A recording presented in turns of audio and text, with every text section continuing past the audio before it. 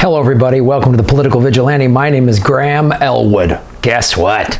Wells Fargo's up to its old shenanigans again, but we should trust the Democrats to fight for us, right? You remember this? Remember when this happened? When Elizabeth Warren... You knew there was a problem, and when you were asked about it, you lied.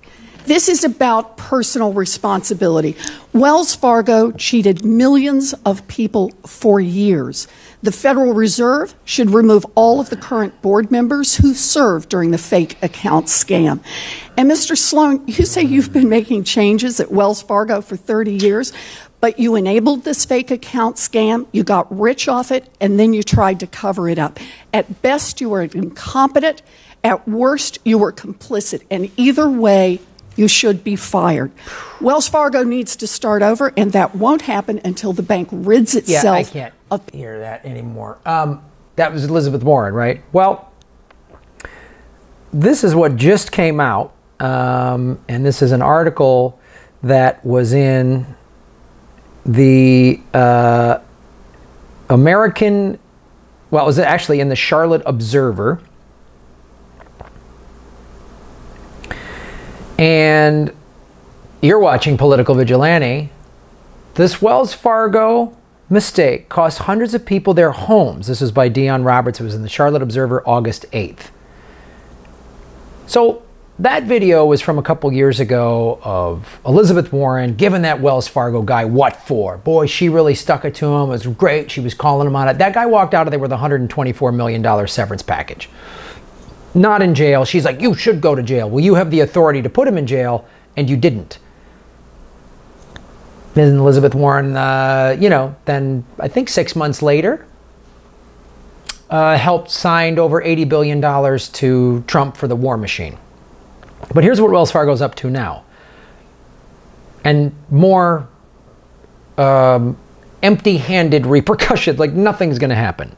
Last week, the bank apologized for denying or not offering lower mortgage payments to about 625 customers who should have qualified for the adjustments as they struggled to pay their mortgages in the Great Recession.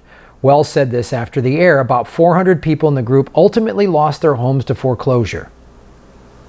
Just saying as a technical error. It was a computer glitch. Oh, that's good. Here's what was going on. For example, some modifications being done through the Federal Home Affordable Modification Program, or HAMP, would not allow a monthly mortgage payment that was more than 31% of the borrower's monthly gross income. One of the costs that Wells Fargo rolled into new payments was attorney's fees the bank would incur if the customer failed to keep up with the mortgage payment and the home fell into foreclosure. Goida said, this is a representative for Wells Fargo. So a recession hits, you're starting to get upside down on your mortgage, you're looking for help. Bush gives $700 billion to the banking industry. Obama gives $700 billion to the banking industry. That's $1.4 trillion in stimulus money. And you have to pay lawyers' fees. What? Here's what happened. Here's what the tech glitch was. No, this is just wasn't capitalism run amok and banks doing whatever they want. If those fees made the mortgage unaffordable, the lawyer's fees, by pushing the debt over the required percentages, Wells would deny a borrower's modification request, or in other cases, not offer a modification, he said.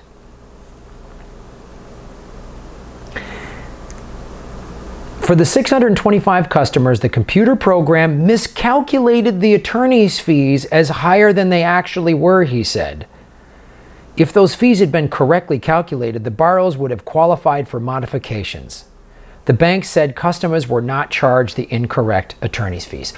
Oh, it's totally a tech glitch. Yeah, it wasn't a designed algorithm to purge another 625 people so that Wells Fargo could pocket the stimulus money and not give it to the actual people that it was designed. The stimulus money, on principle, on paper, sounded like a good plan. A recession hit, a bunch of people are upside down. It's better for the American economy if people stay in their homes, right? They were given all these people were given mortgages that never should have been given mortgages. Is that your fault if you were given I always make this, my bankers and stuff were going, yeah, we can refinance. Graham, take some money out. Take some, okay. My fault was I should have started renting my place out sooner. There was some stuff that's on me, but the system was designed to screw me over. It's like if my car has squeaky brakes and I go to my mechanic and my mechanic says, your brakes are fine. Okay. I don't know anything about cars. That's why I'm taking it to a mechanic, and then my brakes fail and I get into an accident. I guess ultimately I'm responsible. But an expert in automobiles told me I was fine. There's no way this was a glitch. They knew it was designed for them to pocket more stimulus money.